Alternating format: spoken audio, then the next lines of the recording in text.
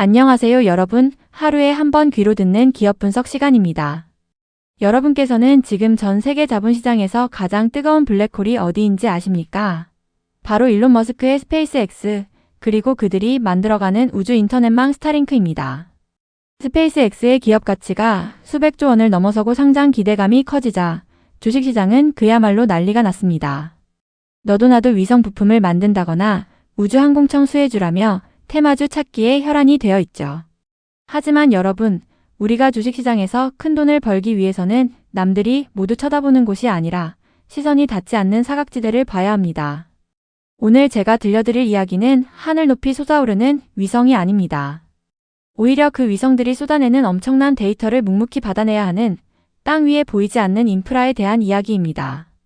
모두가 하늘을 볼 때 우리가 땅을 봐야 하는 이유, 그리고 그곳에서 조용히 기술력을 갈고 닦으며 글로벌 패권을 노리는 한국의 작은 거인 바로 자람 테크놀로지를 심층 분석합니다. 오늘 영상을 끝까지 보신다면 단순히 테마주를 쫓는 것이 아니라 산업의 구조적인 변화를 읽어내는 진짜 통찰력을 얻게 되실 겁니다. 자, 먼저 질문 하나 드리겠습니다. 스타링크가 위성을 쏘아 올려 전 세계에 인터넷을 제공한다고 하죠. 그렇다면 우리가 스마트폰으로 영상을 볼 때 그 데이터가 우주에서만 둥둥 떠다니는 걸까요? 절대 아닙니다. 이것이 바로 많은 분이 간과하는 위성 인터넷의 함정입니다. 위성은 단지 데이터를 중계하는 기지국 역할만 할 뿐입니다. 결국 위성이 쏜 신호는 지상에 있는 게이트웨이, 즉 지상국으로 내려와야 합니다. 그리고 이 지상국은 다시 땅속에 매설된 유선 인터넷망인 백본망과 연결되어야 비로소 전 세계 데이터 센터와 소통할 수 있습니다. 상상해 보십시오. 머스크가 하늘에 수만 개의 위성을 띄웠습니다. 덕분에 아프리카 오지에서도 인터넷을 쓸 수 있게 되어 사용자가 폭발적으로 늘어납니다. 그럼 어떤 일이 벌어질까요? 하늘에서 쏟아지는 데이터 양이 어마어마해집니다.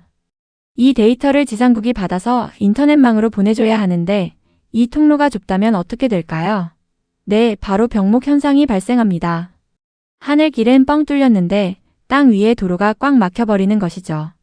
그래서 스페이스X의 확장은 필연적으로 지상 네트워크의 고도화를 불러올 수밖에 없습니다. 하늘의 고속도로를 넓히는 만큼 땅 위의 고속도로도 넓혀야 하니까요.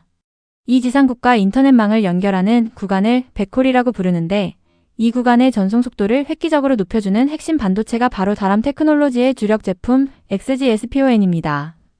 용어가 조금 어렵게 느껴지시나요? 아주 쉽게 설명해 드릴게요. 우리가 집에서 광랜을 쓸 때 광 케이블 하나를 여러 집이 나눠 쓰게 해주는 기술을 PON이라고 합니다.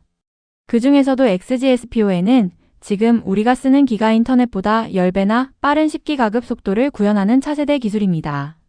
자람 테크놀로지는 바로 이 통신용 반도체를 설계하는 팹리스 기업입니다.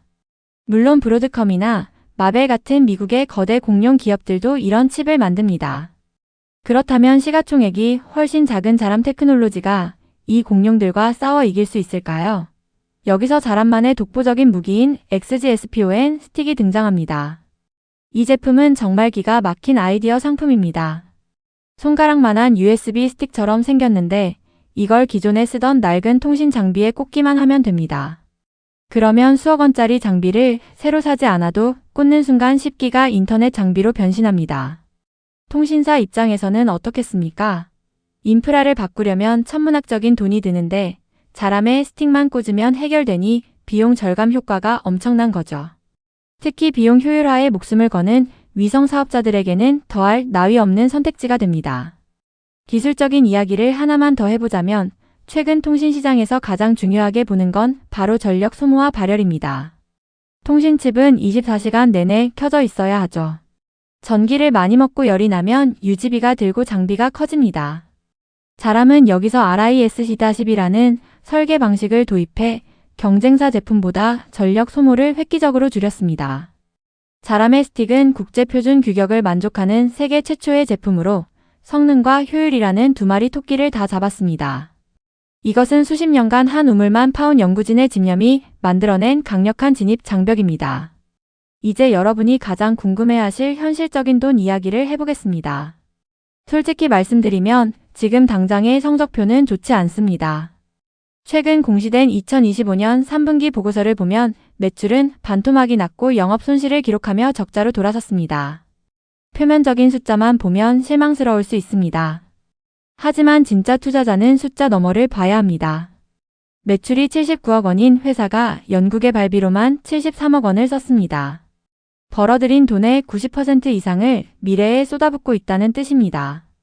당장의 밥그릇을 비워가며 차세대 25기가 기술과 6G 반도체라는 씨앗을 뿌리고 있는 것이죠. 지금의 적자는 실력이 없어서가 아니라 대대적인 투자를 위해 웅크리고 있는 보릿고개라고 보는 것이 타당합니다. 그렇다면 기회는 언제 올까요? 이제 금리 인하 사이클이 시작되면서 그동안 멈췄던 글로벌 통신사들의 투자가 다시 검토되고 있습니다. AI, 자율주행, 위성 인터넷까지 이 모든 산업은 막대한 데이터 트래픽을 유발합니다. 기존의 인터넷망으로는 감당할 수 없는 수준이죠. 결국 10기가, 25기가로의 전환은 선택이 아닌 생존의 문제입니다. 물론 리스크도 있습니다. 통신 투자가 예상보다 더 지연된다면 적자 구조가 길어질 수 있습니다. 그래서 이 종목은 단기 시세 차익을 노리고 몰빵하는 것이 아니라 기술의 방향성을 믿고 호흡을 길게 가져가야 합니다. 남들이 실적이 안 좋다고 욕할 때가 오히려 분할 매수로 접근할 기회가 될 수 있습니다. 정리하겠습니다. 자람테크놀로지는 화려한 스페이스X의 불꽃놀이 뒤에 가려져 잘 보이지 않는 기업입니다. 하지만 반도체 산업의 최우승자는 언제나 기술적 우위를 가진 기업이었습니다. 하늘에는 스타링크가 깔리고 땅에는 자람의 반도체가 깔리는 세상. 100원을 벌어 92원을 연구에 쏟는 이 기업의 집념이 여러분의 계좌에 거대한 수확으로 돌아오길 기대해봅니다. 오늘 분석은 공시자료를 바탕으로 한 개인적인 견해이며 투자에 대한 최종 책임은 투자자 본인에게 있습니다. 내용이 도움되셨다면 구독과 좋아요 부탁드립니다. 저는 내일 더 날카로운 분석으로 다시 찾아오겠습니다. 감사합니다.